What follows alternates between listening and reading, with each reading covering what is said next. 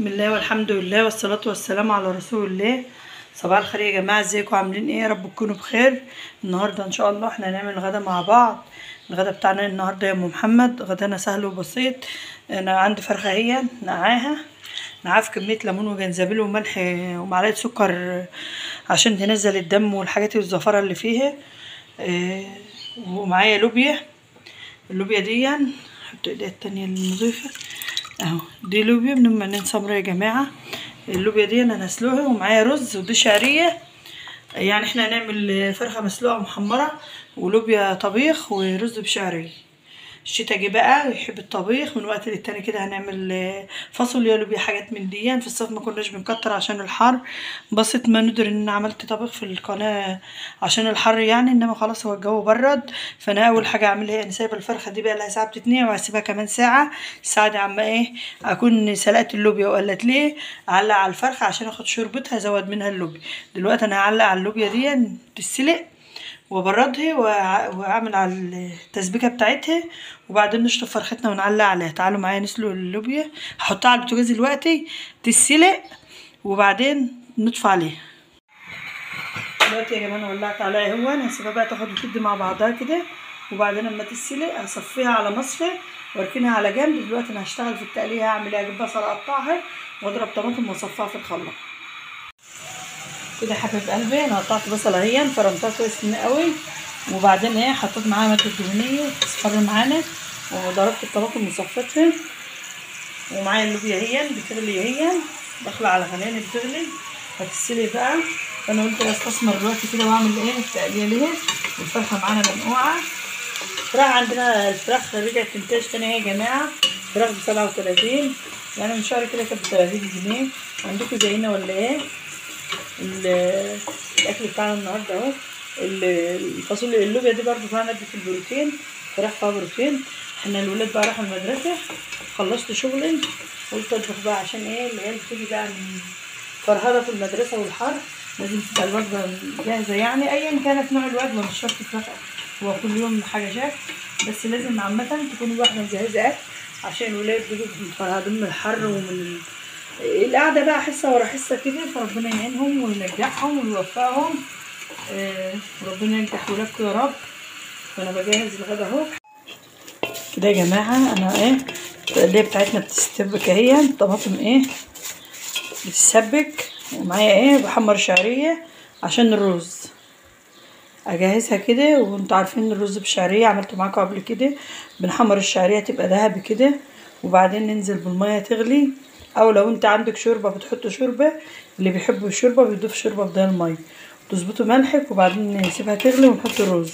او في طريقه تانية بنحمر الشعريه وفي اخر لحظه اما الشعريه بتحمر بننزل بالرز متصفي نديله تشويحه في الشعريه، وتبقى في كاتل جاهز فيه ميه مغليه او شوربه، ندي الرز تشويحه بيبقى جميل برضو. دي طريقه ودي طريقه، اي الطرق اللي انت تحبيه اعمليه. فانا دلوقتي هعمل ايه؟ انا عندي شوربه يا جماعه زي ما انا قلت لكم ان انا عندي فرخه. فالفرخه الشوربه بتاعتها هعمل منها اللوبيا وهسقي منها الرز. هنحمر الشعريه وادي الرز تشويحه مع الشعريه، بس انا بشرح لكم دلوقتي علشان وقت الفيديو ما يطولش.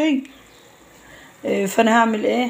انا هحمر الشعريه واشوح فيها رز تشويحه. بعد الشعريه ما تحمر اديله تشويحتين كده يسخن، وبعدين اكون جاهزه بقى بالشوربه او بالميه. يروح نازله عليه يكون ساخن بيغلي، ايه يكون مفلفل ويبقى حلو مع بعض، يبقى مفلفل وجميل كده. فانا هحمرها دلوقتي معاكم عشان وقت الفيديو، واكمل بقيته انا بقى لان لسه هسلق الفراخ. عشان الفيديو ما يطولش ايه انا هجهز كده يا حبيب قلبي. انا حمرت الشعريه وجهزتها ومعلقه على الرز، وقلت لي اللوبيا ومجهزاها برضو وسلقه اللوبيا، كل حاجه ايه جاهزه. فانا دلوقتي هسلق الفراخ. دلوقتي في انا حبيت اوريكم الحله عشان في واحده حبيبه بعتت لي بتقول لي هو انت حاطه خل لا اله الا الله، حاطه خل وليمون في الصابون ليه؟ عشان كده يا جماعه شايفين الحله هي كده تشوفي نفسك فيها، هي دي فايده الخل والليمون بيبيض. شايفين الحله بتبرق ازاي؟ شايفين هي مرايه ليكي اصلا الحله زي الفل. الحله جميله ازاي، بيجلي معاكي من غير ما تتعبي نفسك. دي فايده انا حبيت اوريها لكم عشان يبقى بالبرهان. حبيت اوريها لكم. دي بقى فايده الخل والليمون. اولا بتحافظي على ايدك. انتوا عارفين ان البوتاص حامي وماده كاويه، فبتحافظي على ايدك من ان هي ما تبص يعني منك، ولا تقشر، ولا البوتاص يبوظها، ولا اي حاجه. ثانيا الحل، وده الاهم. معلش كنت فصلت. فزي ما قلت لك، دي فايده الخل والليمون. بيبيض الحله، بيخليها تنور وتبقى جميله. يخلي تدعك معاكي وما يتعبكيش يعني. ما يخليش السلكه تلف معاكي، يرغي، يبيض الحله، يجلي، ينضف، يشيل اي دهون، اي زراء، اي حاجه. هي دي غسيل الحله الالمونيا بالصابونه كده. وانا اصلا ما كنتش بشتري صابون جاهز، على طول بالطريقه دي انا معتمدها، وما بعملش الا هي. انا ما حتى لو حد بيعمل بطريقه تانية، هي دي طريقتي وانا ما بعملش الا هي. دايما بدخل الخل والليمون علشان احصل على النتيجه دي في الاخر. فانا حبيت اوريها لكم. انا جه في بالي وانا راح احط فيها الميه عشان نعمل الشوربه بتاعه الفراخ. فانا دلوقتي هعمل ايه؟ انا وريت لكم الحله اهي يا جماعه، هي بتعمل كده، شوفهم زي الفل اهي. فانا دلوقتي بقى هنعلق على الفرخه. هعمل ايه؟ هجيب ميه هنا، وهنشوف خضار اللي هنحطه في الشوربه وهوريها لكم. كده يا حبايب قلبي انا جهزت حاجتي اهي. حاجتي عباره عن ايه؟ انا جبت ميه دي من الفلتر يا جماعه، ومعايا فصين قرنفل، ورقتين لورا، وبصل متقطع، وفلفل متقطع. ورق اللورا انا غسلاه مكان ما بيجي بقى من على التراب من البائع، من الناس اللي احنا بنشتري منهم. تحس ان الشكاير فيها تراب كده، فانا بغسل ورق اللورا، ما بحطوش زي ما انا جايباه، لا بغسله. غسلت البصل وقطعته، وده فلفل. ده بيخلي الشوربه معاكي جميله. كمان معايا ايه؟ معايا طماطمايه واحده كبيره ضربتها في الخلاط، بحطها ليه يا جماعه؟ بتخلي الشوربه معاكي حمرا وجميله. فاللي عايز شوربه معاه حمرا يضرب الطماطم، او تقطعها كده، او تعصرها بايدك كده.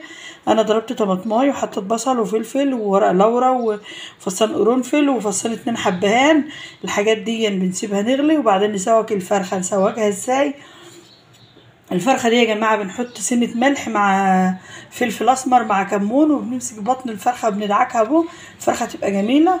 وبعدين انا نقعها كويس، ونقعتها لمده طويله. تشربوا الشوربه وانتم مطمنين لها، وتبقى جميله. فانا هعلق على الخضار ده، لازم يغلي كويس. وبعدين على ما انا اشطف الفرخه كويس واسوكها. التسويك ده يا جماعه بندعكها بملح وفلفل وكمون للي ما يعرفش. على ما هي تغلي كون انا عملتها ونسقطها بقى. كده يا حبايب قلبي الرز بتاعنا هون. الشعريه اتحمرت، وشوحت الرز وحطيت على شوربه جميله اهي. شايفين اللون المذهب ده؟ هو ده لون الشعريه، ما حمرهاش عن كده عشان ما تتحرقش. انا دلوقتي هغطي عليه عشان ايه؟ يكمل سواه. وهوريكم دي اللوبيا بتاعتنا حمرا وجميله اهي. ودي الفرخه اهي. شايفين الشوربه حمرا وجميله ازاي؟ حاجتنا جاهزه اهي. بس اللوبيا هتاخد غلوه تكمل سواها، لان انا زودتها شوربه دلوقتي.